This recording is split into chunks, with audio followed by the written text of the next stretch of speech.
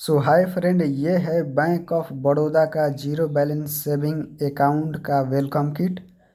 तो आइए देखते हैं इसमें हमें क्या क्या मिला। और ये कुछ डिटेल दिए गए हैं जो कि हमारे एड्रेस से संबंधित दिए गए हैं।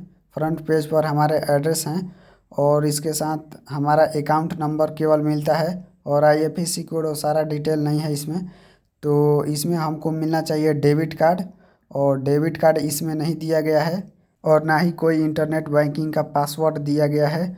और ये मेरे ख्याल से बहुत ही बेकार है, क्योंकि इसका मैं क्या करूँगा जबकि इसमें कोई डिटेल ही नहीं दिया गया है जिससे हम यूपीआई आईडी बना सके, या फिर कुछ ऐसा डिटेल देना चाहिए जिससे हम अपने बीओबी वर्ल्ड में एक्टिव कर सकें। तो एक्टिवेशन कोड भी नहीं मिला है और ये मेरे ख्याल से बहुत ही बेकार है।